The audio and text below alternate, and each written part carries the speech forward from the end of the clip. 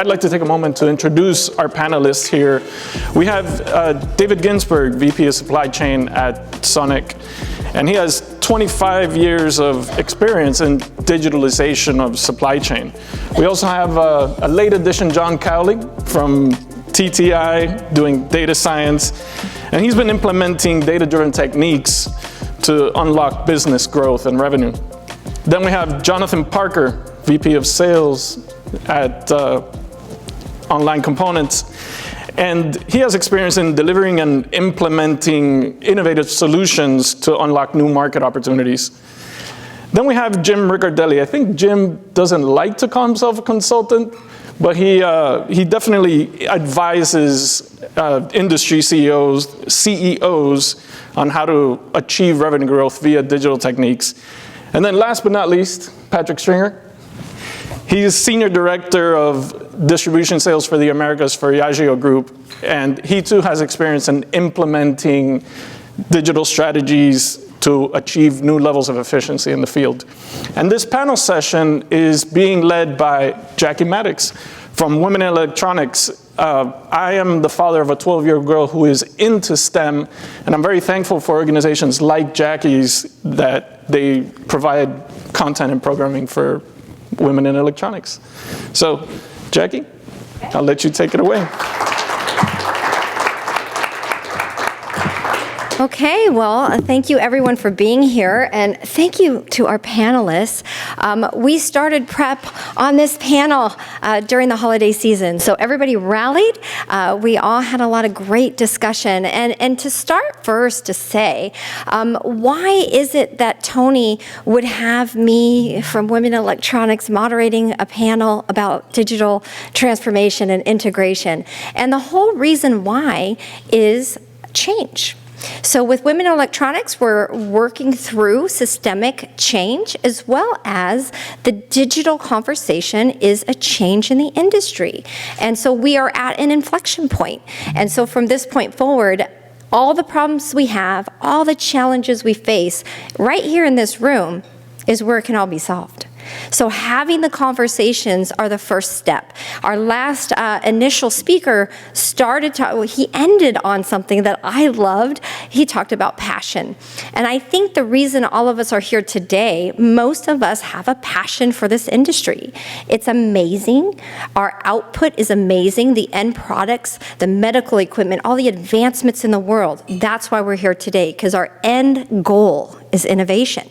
So we are the critical thinkers at the table. Our panelists, thankfully, are bringing all their expertise, all their knowledge, all their industry experience. We have put a lot of thought and dedication into this conversation and would love to think through this. Look at this as a think tank, an opportunity to think through some challenges and barriers we face with digital integration. So with that, I wanted to give you that premise, and we will start our discussion. So, first of all, what is the need for digital transformation, digital integration, as people say? So what is the need for that, and what is the state of the industry? So let's just start with that. And with that, I will turn to maybe David, I'll start with you. And everybody, if you could just take 2 minutes. Why are you here? Why are we having this discussion today? And what's the why for this? For me, nothing moves faster than a digital supply chain. We run a electronics manufacturing factory using in excess of 1 million parts a week, and digital can buy it within seconds, minutes, deliver it within days, run 24/7. So again, there's nothing faster, nothing more responsive, adaptive, agile. It's the path that supply chain has to go down. We simply couldn't do business the old-fashioned way. Okay, Jonathan? Yeah, I think COVID really exposed our industry as a whole to just how fragile it really is. And one unfortunate worldly event really turned our world upside down. And I quickly noticed the why was for a couple of different reasons. The data and the information that our industry has at its disposal can be the difference whether a medical device makes it to the market or not. It is the difference in some life-saving device, being in our world every single day. And supply chain got so disrupted through that mechanism that we saw how important data was. We saw how important it was to communicate it in a timely manner. And so I think that's where we're at. We're at this point where we employ team members who can do more and have more value to this business, but they're stuck doing this role of moving data back and forth. And they can provide more, they can do more, and that information's there. It's just stuck in a silo, and we need to get it out. Patrick? Yeah, I mean, everything we do in our industry and the supply chain is based around speed, right? What's your lead time? How quickly can you respond? Can you expedite this? And so the only way that you can truly utilize, speed is with the data that we have and do it efficiently. And combining those two, then we can give that information to our customer base and improve and truly be able to deliver our supply chain. Mm-hmm. Yeah, I think it's all of those things, certainly. Speed for sure, but it's also scale. Chris touched on this a little bit in his opening remarks. The reality is that, Japan's already seen a demographic cliff, and it's here in the U.S. as well. It's here in most of the Western world. As much as we all love our industry and think it's the coolest thing, I entered the industry in 1995, and the reason why I chose this industry versus some of the others that I had the opportunity to enter was because even then, electronics and technology was at the cutting edge. And today, nothing in the world is getting less electronics in it. Everything in the world is getting more electronics in it. And if we don't digitize things and enable our industry and our supplier partners, our customer partners, and other folks in the channel to be able to adjust to the ever-increasing level of business, then we're not going to be able to keep up. And so I think it's a need just for all of us to be able to remain viable and attract new talent and things like that, and have those folks be as productive as possible. Jim? I'll take 1 second to explain. Wilmer said, I'm a consultant who doesn't want to be a consultant. If I can address that quickly. Prior to starting my consulting business 2 years ago, I was executive vice president at DigiKey, running the digital business for 8 years, and prior to that at Arrow, 5 years on their corporate strategy team.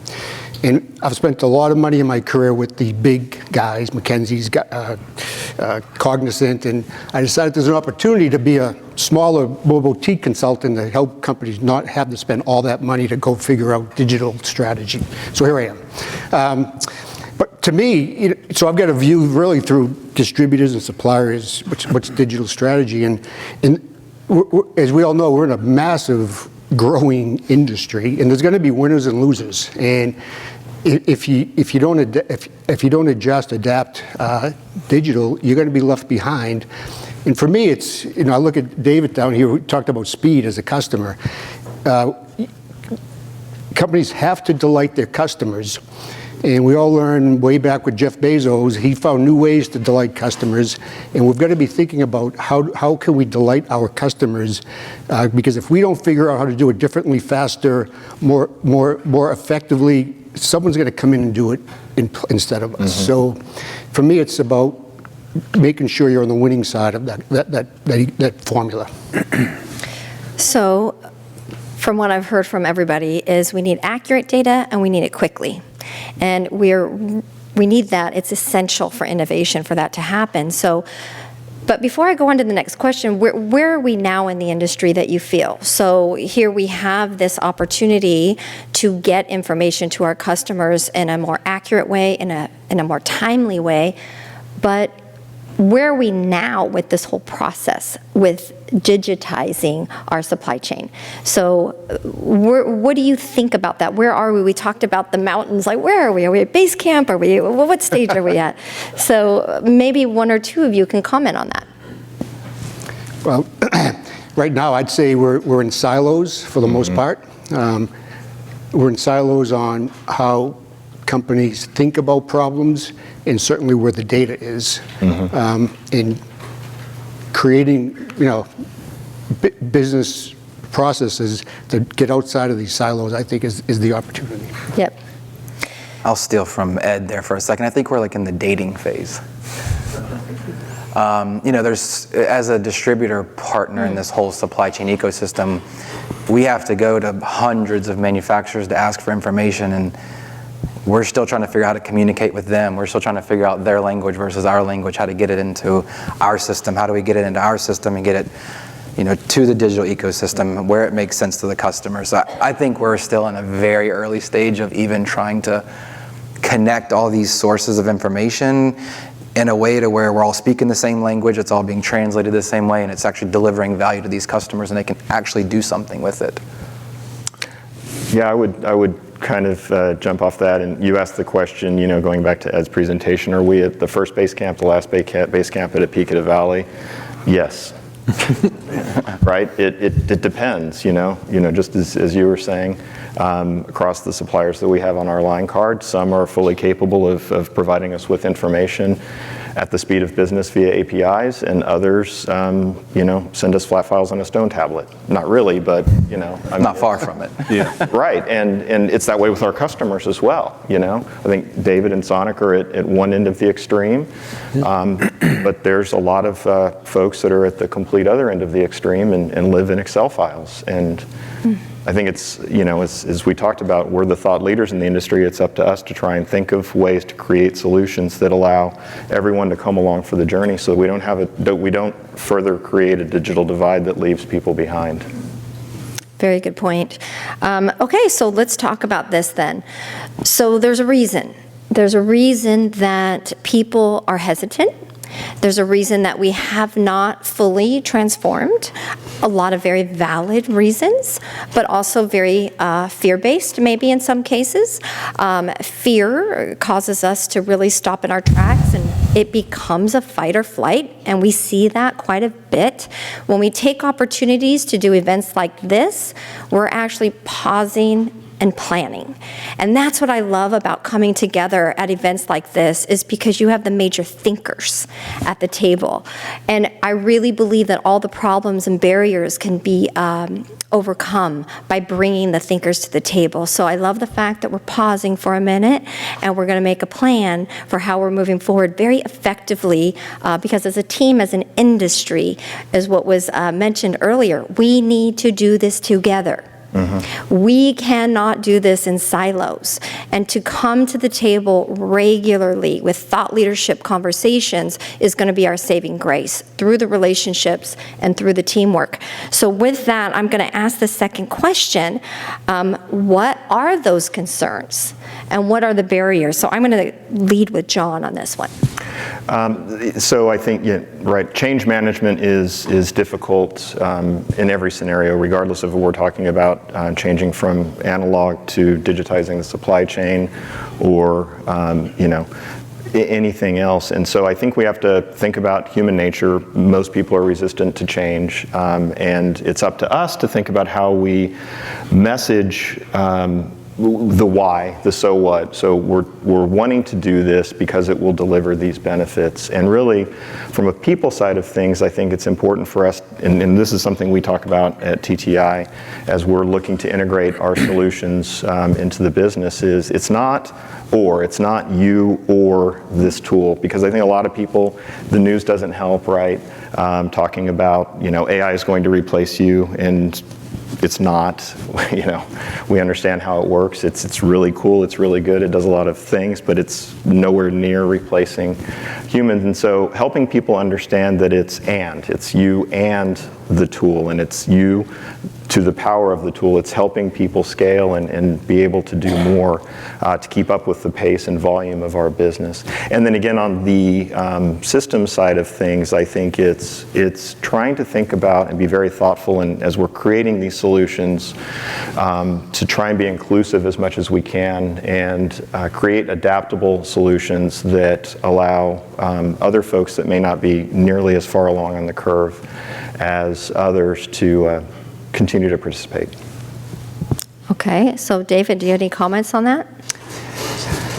Yeah, I'd say that that's absolutely right. And getting the objective right so that it can be passed down. I think when we say digital supply chain, maybe everybody in the room is thinking of something else. Is it a control tower? Is it Industry 4.0? Is it AI? What is digital supply chain? And for me, it's a very practical thing. It's taking the existing processes, purchasing, planning, order management, receiving, invoicing, automating that so that the computer can behave autonomously. And if you state it as those functional goals, it becomes very easy for everybody downstream to understand what's going on.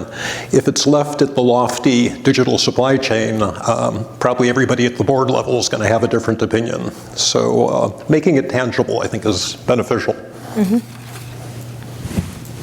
I was just going to say, when we transformed a portion of our business from being very manual and multiple source to being digital, the biggest concern for every stakeholder in the process was fear of losing control. And it was, our IT department was like, well, how are we going to control from a cybersecurity perspective all this data? From a product perspective, from our business groups, they were like, well, who's going to control the margin and the price? And I used to always joke with them, we're going to replace you with a robot, because they were always the biggest challenge of the whole process. But then it was the sales team, and they were like, well, how am I going to see my opportunities, and how are we going to close deals? So it was always trying to, keep people from their fear of losing control of the process. And that was one of the biggest concerns that I always saw. I'm not sure if any of the other panelists has something to say about this, but in talking to some of you, we started talking about change management. This is a form, the digital conversation is a form of change. And so it's that leadership table. So you mentioned the control, the fear. Are we sitting together within our organizations? Are we even in alignment at that leadership table? And who is at that table making these decisions? Because if the leadership table is not on board, it is never going to go out throughout the organization, and we will never have the employees understanding and knowing how they can directly be a part of this solution. It's like, it made me think about it when he was talking about the team going on the mountain. Everybody's got their own part, and this is how change management works. But if the leader on top, Ed was saying he worked backwards. I love that. I always do that as well. I love working backwards. But are we looking at that and working backwards with the problem? Are we saying, what is it we're trying to accomplish, and working backwards from how to get there? And do people know in the organization what they can do to be a part of the solution instead of having the fear, empowering them with the solution? So that leadership conversation, I think, is so critical to change management. But I don't know if anybody has any thoughts on that. Yeah, I think that it is, right? It starts with clarity and vision for understanding where you want to go and how you want to get there at the top, and then clearly articulating that out to the team so that you can get buy-in over time, right? That's part of the change management process. You can't expect to flip a switch and expect everyone to be on board right away. And it absolutely starts at the top. And I think that it's important for leaders in each of the businesses in the industry to invest the time to understand how these things work, what is possible, what isn't possible, the so what, the why, what benefits can be derived from it, so that they can be very consistent and clear in the messaging out to the folks to help people be comfortable with that journey that we're all on together. Yeah, we're in this change management journey now, and it's fun because I have Dan at my side with this journey in particular, but we're going through this process of automating some of the simple stuff, the POs, the stuff that's just very basic, and it's been challenging because most people seem to think what am I here for? And we've tried to share that message. We continue to share that message. You have more to offer. You can bring more. Use your time better. And what's been successful is continually showing them how the technology can do 80, 90% of the work. and you can repurpose the 80 or 90% of your time now that you have back to your day. It's been beneficial to have stakeholders like Dan and the OrBeaver team help us through that journey, but in parallel to that, we bring them into those meetings, we bring them into those conversations. We show that we have partners that are going to take our hand in this journey, and if you've got something, like, we're not alone, they're here. If something happens midstream, midway down the line of this whole journey, like, we've got a resource, we've got someone that wants to help us get through this. It's a really good point, because we were thinking about that recently with looking at the C-suite and looking at the leadership table. How many organizations actually have a systems person, their data person at the table, at the leadership decision-making table? I don't know that a lot of organizations have incorporated that, and many times we're talking about the problem without those people who could help solve it right there, making business decisions. So that's another thing to maybe think about too, is what does that table look like, and how are we forming our teams? You mentioned team. Who is it that has gotten to a certain point and who can go to certain levels on the mountain but just can't get all the way there? I think this is part of the issue we have to address too, and this is the squirmy wormy in your seat. We talked about success of this event, and what does that look like? And if we're not squirming a little bit, if we're not having a little bit of the tough conversations, then we came together for just a networking event and not a thought leadership event. So I think the thought leadership part of it too is, who is it that have come along with us to this point, but really just can't make it to the summit? So those are questions every organization has to make for themselves, but to carry people along, just to carry them along, it's death. As he mentioned on the mountain, that's death. So these are the really tough conversations and the things to be looking at as we're moving forward in our industry and we're evolving. What got us here won't get us there. We have amazing seasoned leaders, and we need them. We need them more now than ever, because we have a lot of new talent to mentor up. So we need them there. But who are the ones that are going to get us to the summit? So those are for individual questions for you to answer for your own organizations. So with that, I'm going to go to the next question and address Jonathan. So we're talking about, we're here saying we have an opportunity for transformation, but what's the risk? So we know that there's some potential, barriers and all that. What is the risk in of not acting, actually, I should say? What's the risk if we don't act? So we get paralyzed. That fear is what I mentioned from before. It just stops us in our tracks. And because we've been so successful as an industry, success is your first step to failure, always. Because then you think you're on the top and you're just going to stay there. It's really not true. So what's the risk we have if we let our fears stop us and we don't move forward with transforming? I mean, in short form, I've tossed with this one a lot because there's a ton of risk. But when you really take a second and just boil it all the way down to it's just very basic, that the risk is not if, it's you will get left behind. And I try to communicate that with folks, and it's you will get left behind. And the moment that you make that decision to go, okay, let's play this game, let's try to get caught up, just when you think you got caught up, you're going to be wrong. Because the ones that are doing this well have already made the decision to do it. They've already gotten to that point. And the ones that are smart and do it well don't stop there. Yeah. So they automatically look for those, well, how can I be beaten at the game that I just won? And at the rate of innovation and change and transformation that we're going through, it's almost virtually impossible to get caught up, because everything goes so much faster. The speed, the data, everything's right there to where when someone gets it, they've got the foundation, they've got it all, and they can move much quicker. And I started thinking about this a little bit differently last night in particular, because I was like, how can I take this kind of thought and actually translate it? And I started thinking about Uber and taxis. And I think we can all kind of go through this experience. Like, it's not so old. We talk Blockbuster, Circuit City, Radio Shack. There's a Toys R Us. We talk about those, but we're living through an experience right now where you can compare in real time. You have Uber and you have taxis. We've probably all taken both. But I took a minute to look back and looked at the numbers. Yeah. And Uber was founded in 2009 and had already outpaced the revenue of the taxi cab industry by 2011. Wow. I'm sorry, 2020, 11 years later.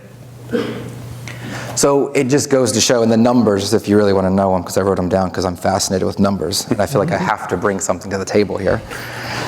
In 2020, the taxi industry was worth $10 billion, and in 2020, the Uber industry was worth $12 billion. Now, I talked about the rate of change and the rate of speed. 3 years later, 2023, the taxi industry is worth $20 billion, and Uber is $36 billion. So that change, that rate of speed, if you want to start playing and you're just now coming to the table and you're late, you're probably always going to be late, and then you're going to be racing to a margin pressure game and a pricing war, and it's not a successful recipe for anybody's business, I would imagine. Right, and so that goes back to who, we're going to address this in a little bit, but who are we serving? And at some point, the customers want that accurate, fast data. So whoever can provide them with that is who they're going to be working with, really, and that's why it is. I'm always fascinated about the Blockbuster example, just because, and I've said it to the panelists, it's really interesting because, my kids growing up, we went every Friday night to Blockbuster. We would go to dinner, go to Blockbuster, get our movie, and when Blockbuster was presented with digitizing, with taking their model to a Netflix kind of model, it could have been a collaboration moment for everyone to thrive and everyone to win. But they shunned it because they were like, we're on our game, we're good, we're the leaders. No, now where are they now? So the message is also, sometimes success could make us so blind to what our true competition is, and we can't get comfortable in that space. We always need to be thinking of, how do I innovate, how do I change, how do I grow, how do I do it different? And even our industry models, to look at the model we have created in this supply chain, is it the best model moving forward? Do we need to innovate at this point? So these are the thought leadership conversations to have. The other thing too, I just want to bring up, maybe somebody can address this, but we've talked a lot about retention, youth. I mean, we have a big gap, a leadership gap that's coming. It hasn't quite hit us yet, although we've been talking about it. How does this conversation impact the next generation coming in? I don't know if anybody wants to comment on that. Yeah, I mean, for me, you ask risk.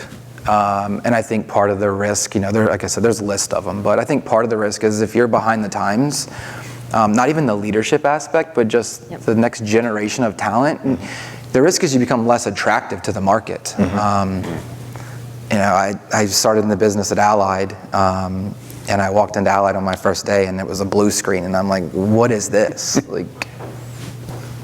What is this, DOS? I don't even know DOS, but it's blue. What is this? Immediately I'm like, oh, did I make a bad decision? I really started questioning things. And so, I think about that in today's environment where speed is just insanely quick now, and everything's changing, and I go, if I'm going to hire the next talent pool out of whatever up and coming university or whatever the motion, whatever the movement is of the industry, do I even have a system that's going to be attractive to them to even want to come work for me, or want to work with me, or want to come down this journey if they got to learn in a completely new language or code to even make this work? So, yeah, I think you risk your reputation, you risk your attractiveness to the market. Us on our side as a distributor, suppliers want to work with people that are doing this. They want to partner with people that are making that transformative turn because it's beneficial to them as well. So, yeah, I think there's a lot of risks. Just aside from the attractiveness of your business to the up and coming youth. Okay, thank you. We're going to move on to the next question, and I'm going to address Jim with this. And I kind of mentioned organizational structure, leadership, huge part of this transformation. I'm going to start with you on this one and just say, what does the modern successful organization look like? What structure can support this change? I think the key word is dynamic, right? Companies have to become more dynamic from the top all the way through the entire organization. And what does that mean? Well, what it doesn't mean is, we all grew up in hierarchical organizations where you have marketing, sales, operations, logistics, IT. And when the CEO comes in and says, we need a new initiative on digital strategy, they all potentially could run off and start doing their own thing, which I think is the world we've all lived in over the last couple of decades. So being more dynamic, I loved when Ed, the symbolism what Ed talked about, right? Is it implicit trust amongst the executive team? So when the board of directors says to the CEO, or asks the question, what's your digital strategy? And the CEO has a vision, a great story to tell, whether it's we want to delight customers in more efficient ways, or we want a lower cost to be the more efficiencies to be the lower cost supplier.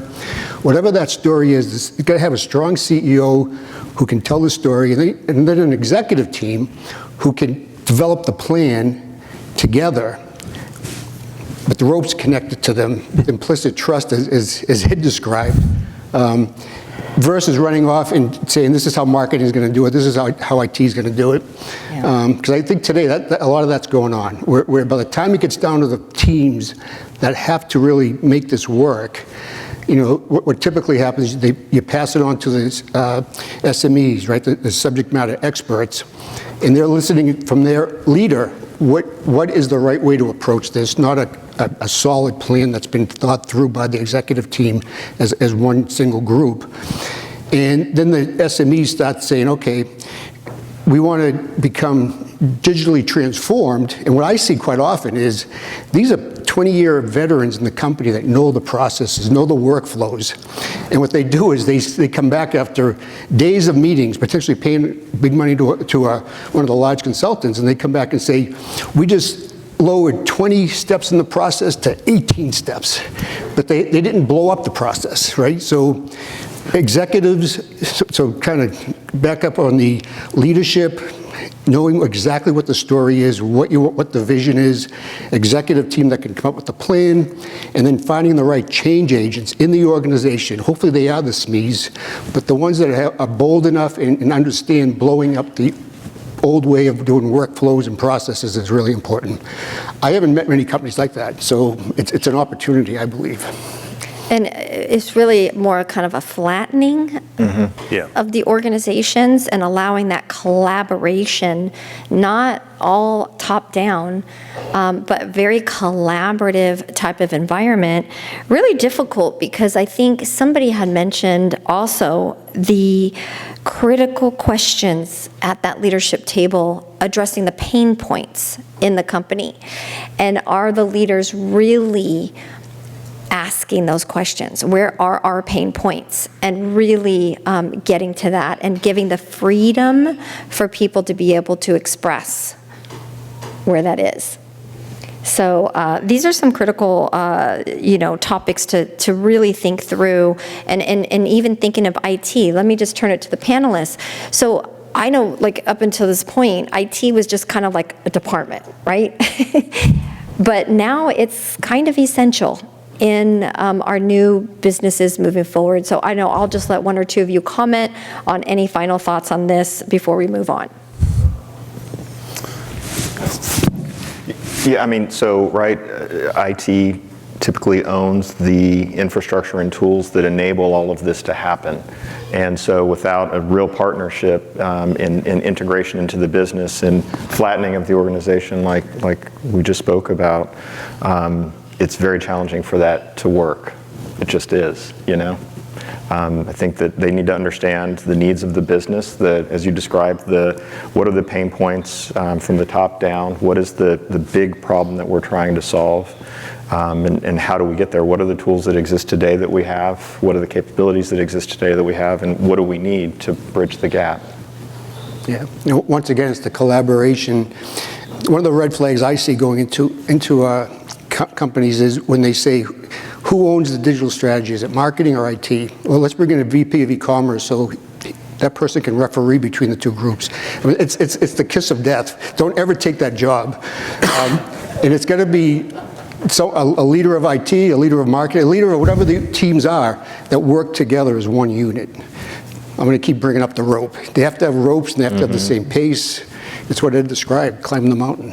You've got to have a dynamic leadership team that works together.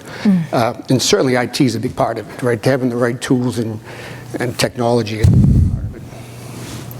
And really, I think this is a good forum to ask these tough questions, but how do we address the blockers? Because if you picture that mountain and everybody's roped to each other, and then you've got somebody literally cutting off somebody's rope. That's what it is. So I don't know that in our industry we do address the blockers. We really don't. And we just allow the same mindsets to go on. And this is not a men or women conversation because both have this issue. So how is it that we're looking at our organizations and really addressing the blockers? It could be in the leadership team, how awful is that? But then it could be just another layer or so down, and that's all it takes to sabotage. If you have the freshest stream imaginable, the purest water, and you put a tiny little drop of poison, the whole thing is ruined. So what is it we could say? Do we have anything in place to address blockers? I mean, I would say my experience was always, normally in those situations, we go head on against those blockers and we create confrontation, and then we end up going around them, right?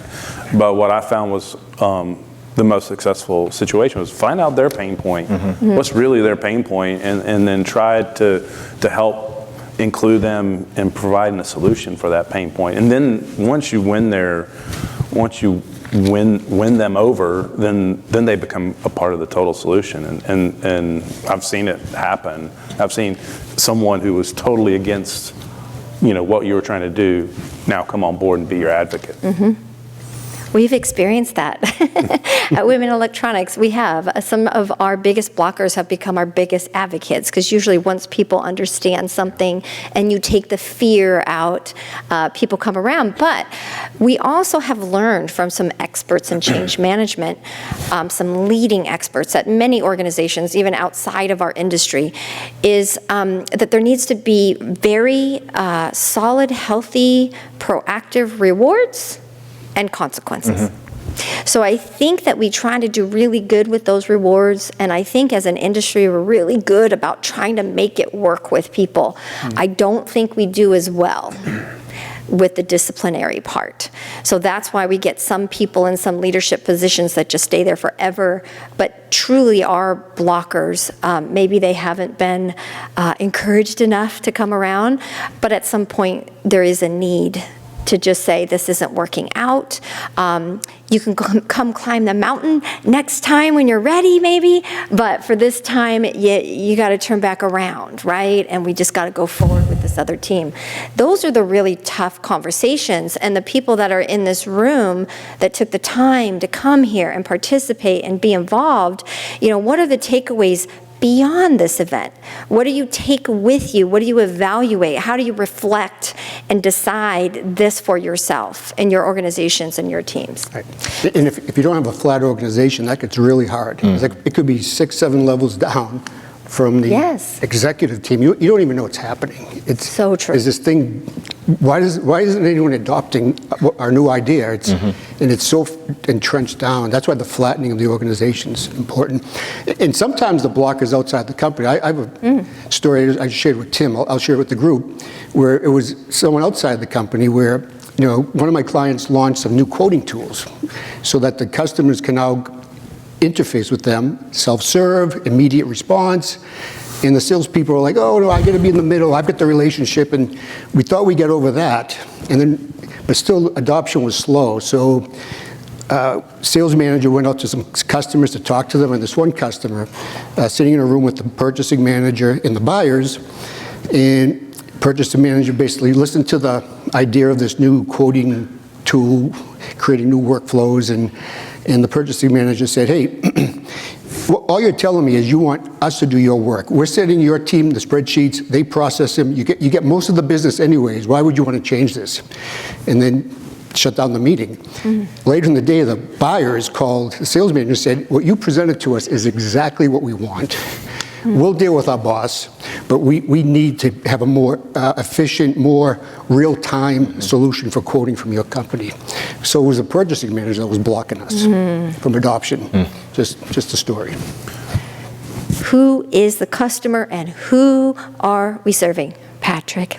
Yeah, I mean, I'm a career-long salesperson, so right. I mean, it's easy for me to say that the customer is who I'm calling on, but what I found in this whole process when we had this transformation in my former company, well, it still is, but we were acquired. But most of my customers were really internally.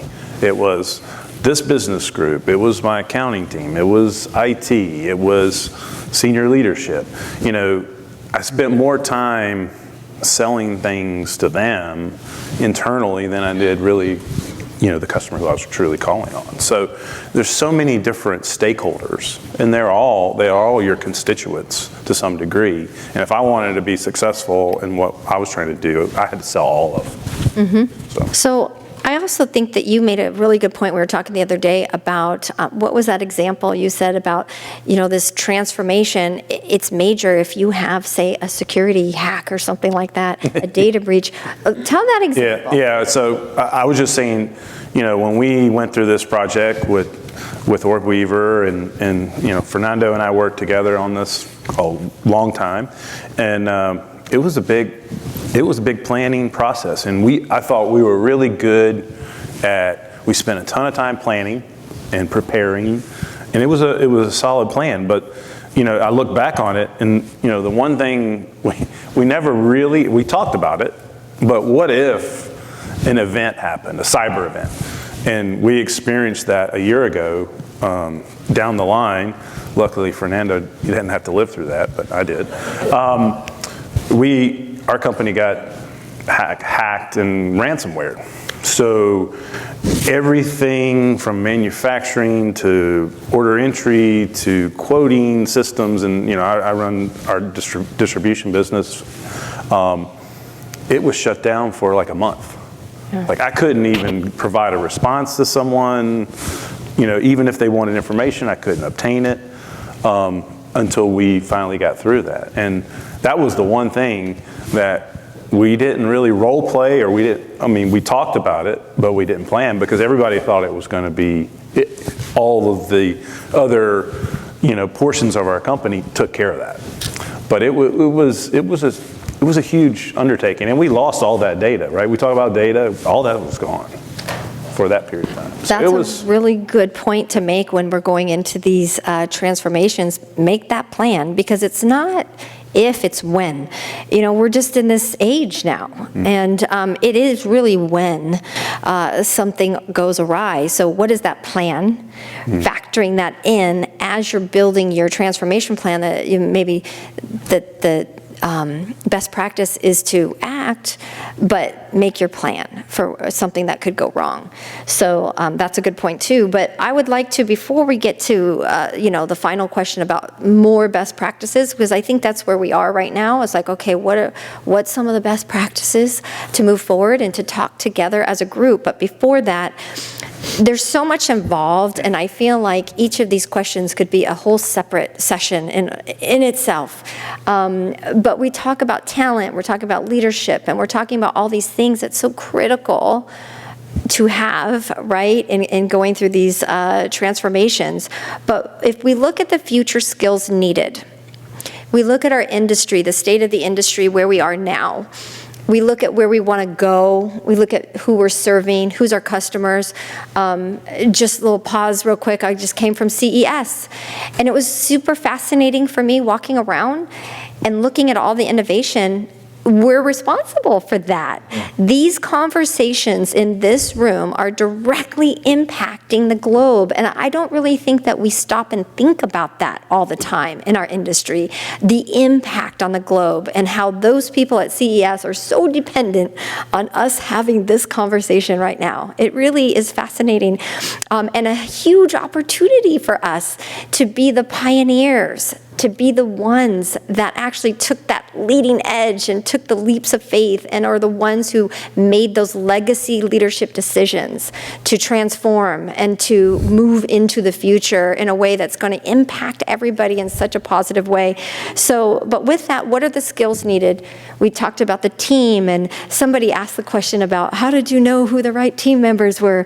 What do we need? What are the skills needed at the table right now? And I'll have every one of you answer because I think it's so critical. Yeah, so I think, assuming you've got a CEO that has the great vision, can tell the story, has an executive team that works well together, and then you pass it on to the organization, you need people that are really good with critical thinking, right? That can challenge current processes, willing to blow up current processes and not just tweak what's happening and saying we could do this quicker if we tweak this one thing. It's rethinking how you do things. So critical thinking is what I would say. Yep.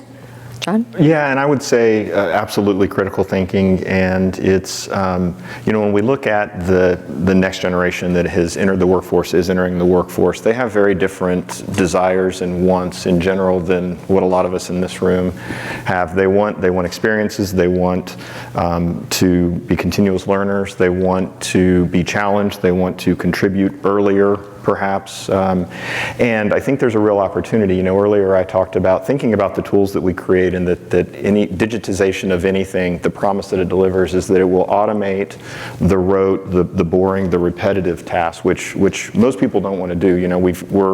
We're in a transition globally where in manufacturing it occurred many years ago, offshoring and moving things to different areas, but it's now hitting the knowledge economy. And what that looks like, it's scary for a lot of people, but what it looks like is, again, automating the repetitive tasks that we just threw people at in the past, and now we can automate that, which frees up people's time for doing those higher level skills. And so I think it's the answer is critical thinking. I think it's people that have a little bit of knowledge in a lot of areas as opposed to more specialization. And then that does two things. It enables us to solve the challenging problems moving forward as an industry, but it also allows us to be more attractive to the next workforce and recruiting them. And the reality is from my perspective, I've been in this industry for almost 30 years, and the reason I chose it right out of college was because it is cool, and we work with a lot of cool customers doing a lot of cool things. For the next generation leaving college now, they may want to go to work for a software development company building an app, but is an app that allows you to schedule someone to clean up your dog's mess in the backyard really any cooler than some of the things that our customers are building? No. It's cool because it's leading edge and it's other things, but I think digitizing things gives us that opportunity to do that and be attractive to the next generation. So I never really thought about that, but I think that was an excellent point to hire people who can learn and be cross-departmental, and they're not just siloed. I think one of the most ineffective situations that occurred over the last 10, 20, well, probably 30 years was sales and marketing. Just like, no, that's sales, no, that's marketing. It was very ineffective. All that's combining now. And so hiring people that actually can learn how to do different functions is so critical. Patrick, I'll turn it to you. Yeah, I mean, all of this is true. And what I found is really from a leadership perspective, if you want to transform change, you really need to be open and listen to whoever's out in the organization that potentially has some advantage or some way to innovate. I mean, at our company, it started with a young person that just went to work in customer service in Macedonia. He created one function to try to make his life easier. And then it was enough for his manager and then their boss to listen and say, wow, we don't know everything that we're doing. Let's listen to this young person who just came up with this new step and made our company more successful, and then take that and innovate with it. And so I think it's critical that our leaders are listening to whoever it is, somebody on the shop floor, somebody in the office somewhere, and they don't know everything, or we don't know everything that we think we know. That's a great point too. Jonathan? Yeah, for me, I'm kind of living through it in one aspect, but I don't think we create the space. I think we go through these moments of like, oh, that'd be really cool, or oh, that would be really neat if we could do that. And you're sitting in a board meeting or sitting in an executive meeting and you talk about it for 15, 20 minutes and you go back to your day-to-day world and you don't actually spend the time, you don't create the space to say, well, let's try that, let's talk about that more. It's just a moment in a bigger moment. And for me, it's kind of interesting because like I always get excited when somebody says, what if? I'm like, okay, let's go. Like, this is fun. Or, why does it have to be that way? And I don't think we embrace those moments. I don't think as leadership, I think you've said it a couple of times, like what got us here, the mindset is very complacent in some regard. It's like, this has always worked and the business hasn't changed in 30 years. And, why do we need to do it that way? And I think there's an opportunity to really open the floor to your point and say, like, what's not working? Just tell me. Like, why does it have to be that way? Like, let's open up those moments. Let's open up those conversations to the team members to tell us where we can change and how we can change and who we can partner with to actually do something different and bring value to the world. I mean, you said it. You go to these events and you see the cool stuff that's being made. It's coming off of our industry. Mm-hmm. If we can speed that up, just imagine how much cooler or how much more innovation comes to the world. Yes, and I think that it's interesting because most people, the majority, 90% probably, really want processes, but the processes are what's holding us back. I personally believe in protocols, really solid protocols that encourage critical thinking. So at Women in Electronics, I absolutely refuse to have any kind of processes because I think it gets us stuck in a certain lane. I want everyone to critically think, and I want protocols. We have solid protocols, but that I think was a critical point because I think in these organizations, we get so stuck in our processes and the processes are maybe outdated and then it doesn't allow for innovation. So anyway, David, I'll let you comment. Yeah, so we pick up on this and have formalized it quite a bit. We hire our engineers into operations. So I actually take our programmers and give them a half dozen suppliers to manage, sit them down with operational planning, buying, scheduling, invoice problems, quality problems. They get the works, same as anybody else in planning or purchasing. And by doing this, they develop the business sense so that they can switch between common business language and programming all day long. It allows them to hear the banter in the department when somebody is complaining, an executive comes down the hall and says, what's the problem with this order? You're shutting down the factory. They hear it all, and they can code to it. They don't need specification. And I think a lot gets lost in specification. When you have non-technical people sending specifications offshore, waiting 3-6 months to get an answer, it's not exactly workable. They go back to Excel or whatever their other process was. So we stick them right in the center of the action with sink or swim on your suppliers, and they always swim, and it is a pleasure when they reach the point where we're discussing how not to have the same problem twice. They complete my sentence for me and then say, I'm going to go code this, don't bother me. At that point, I know that critical thinking is in place and they can problem solve, and I'm no longer required to be part of that process. I'm going to get to the final question because we're going to be running out of time. We had mentioned some best practices, and that's really what we're here for. We will provide after this session a PDF of what we talked about, some of the major takeaway points from our prior discussions in prep, but also what we're talking about here, so you'll have something tangible to go think through and take back to your organizations. But I'm going to lead with David. You know, it's really interesting to me that David is participating in this panel, being on the other side of this change. And so his perspective is so necessary and fascinating to me. So David, I'm going to lead with you. We talked about some of the best practices, but we created a long list of things. And so in the limited time we have, I will turn it over to you to talk through some of those. Yep. So I started with the list and I whittled it down to a top 10 just for time. Good. Perfect. So for me, the starting point is no buzzwords, define actionable goals. So actionable within supply chain, which is my sole focus for digital, is automating planning, purchasing, order management, change orders, receiving, invoice.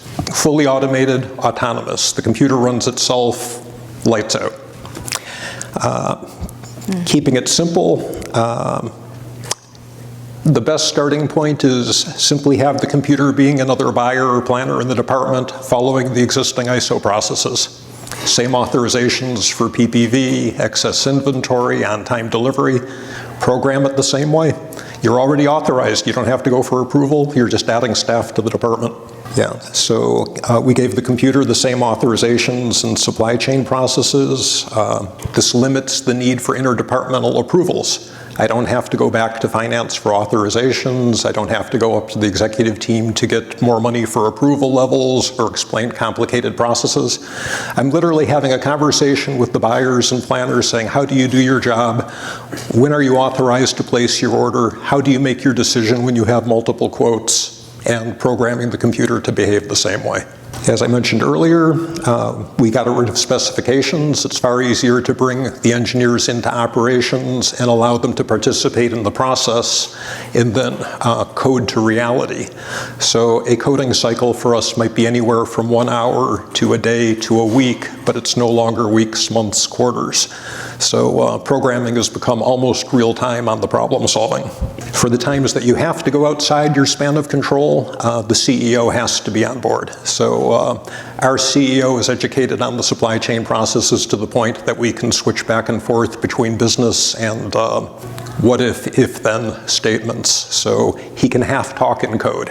So by the time the conversation is done, we know exactly what to code and exactly what the impact on other departments are going to be. The starting point has to be data accuracy. When you're turning the computer on for auto spend, you have to have accurate data, and the one problem with accurate data is it's impossible. So the reality of the world is most of us have databases with millions, billions of records that have to be kept accurate. New, moving, changing, never filled in the first place. You can't hand people keyboards and have it done fast enough. The keyboard is obsolete. Throw away the keyboard. All that the keyboard is good for is a programmer writing the 3 lines of code that update 1 million records. But the keyboard cannot update 1 million records. So it's time to automate data accuracy. And we spent a decade on data accuracy, writing business rules into the system for all of the planning and ordering attributes like lead time, price, source of supply, planner code, buyer code, everything related to the procurement decision. And the most nerve-wracking day of my life was when we turned on the system autonomously, left it to run 24/7, and I went home for that night wondering if I'd have a job in the morning. But if you pay attention to the data accuracy, you do have a job, and life only gets better after that. Once you're plugged into your suppliers, it's two-way communications. As much as maybe you're focused on procurement and managing all those parts arriving and keeping the factory going, you're getting invaluable information. You're getting the current lead time for the part. Is it active or obsolete? What's the moisture sensitivity level for the industrial engineers? All of these attributes start spreading out to the departments, and the departments start to go, wow, this digital is pretty cool. Now you're getting buy-in because you're helping the other organizations. One of the biggest things that helped was as we started doing digital purchase orders, we were also getting back digital invoices and processing the PO receipts. So you now have the three-way match electronically, have the computer auto match, and you take 50, 60% of the work off of account payables. So their paper matching stacks just plummeted. Now I have an ally in finance. It really does have many unintended benefits. So just start small and let the expansion be later to other departments and other technologies. I'll also say it's not a headcount reduction program. What it does is it takes the busy work off the people's plate so they have time for problem solving. And digital is absolutely pointless if you don't solve the problems. In electronics, I like to say, typical product has 100 different parts on it. Digital could bring in, 90 of those. But if your purchasing team can't get the last 10 at the same speed as the digital supply chain, it's pointless. You've got the invoices ticking on 90% of the parts and no revenue from the product. You can put yourself out of business. So it's never been about reducing headcount. It is about scalability, because on all new business, 70% is going to the computer, 30% to purchasing. Purchasing has the time and the bandwidth to problem solve and apply critical thinking skills, and the whole thing comes together in a very efficient way. Digital is only possible with trust relationships. Your suppliers have to believe in you and believe that you're managing their data correctly. You need integration partners for data transmission that are trusted by both parties. So the whole thing is a trust relationship, and that those trust relationships are also part of problem solving. You need to be able to pick up the phone and solve it, whether it's a technical problem or an operational, I need this part yesterday type problem. But preserving your relationships is absolutely critical to this. And then, final comment is there's simply nothing faster, more responsive, more adaptive. We brought this up pre-COVID, and when COVID hit, it was a beautiful thing to have. While staff was at home and the world is panicking on semiconductors, the digital supply chain is out 24/7 scouring the globe for inventories and placing orders all day long before anybody else could even see the parts. Mm-hmm. So we actually grew during COVID, whereas several of our local competitors went out of business or are suffering from major financial problems now due to the mismatched inventory problems.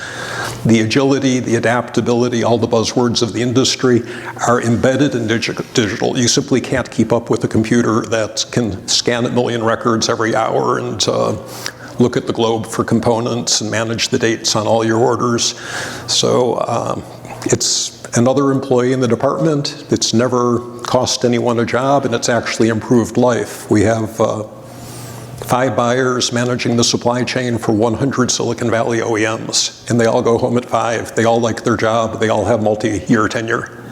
So the entire work environment changes for the better with digital.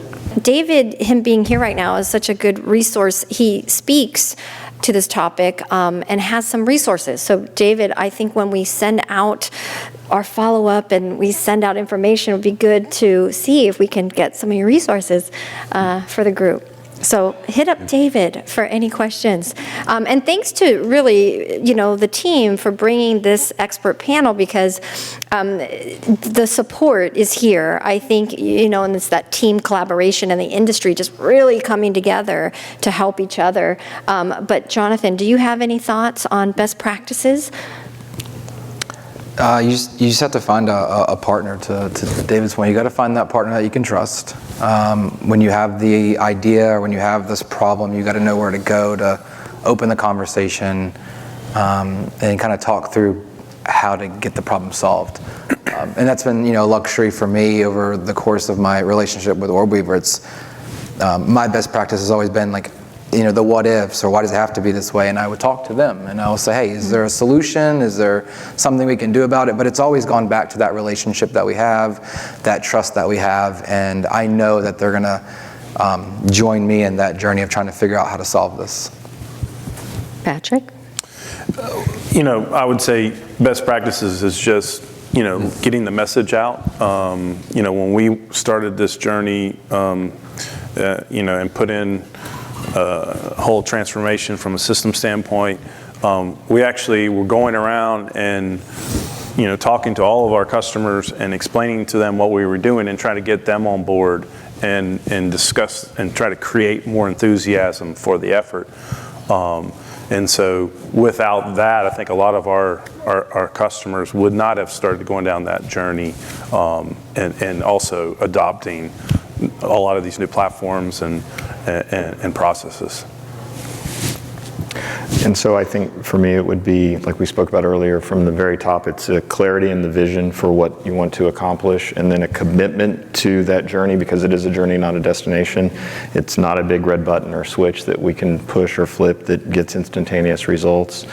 It's also about being, I think, consistent in the communication to the organization so that they understand what the benefits are and are along contributing on the journey, and not blocking or slowing down or worrying about other things, which then creates a space. We talked earlier about skills of the future, and as some of the things that were stated earlier, I think it's about courage in the workforce to be comfortable speaking up and saying, hey, this isn't working quite right, or this is a big challenge for me that I think can be solved with this, and other things like that, so that, again, that contributes to that clarity. Mm-hmm.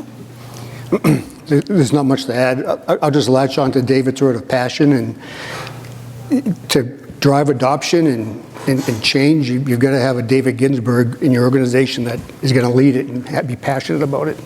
It's the piece that's typically missing when it doesn't work.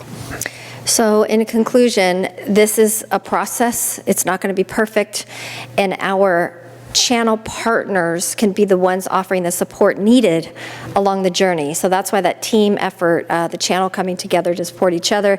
I just want to thank the panelists for being here, for your time and preparation, and it's really been a fascinating conversation. So thank you for being here, and thank you for Oak River for having the event. Thank you.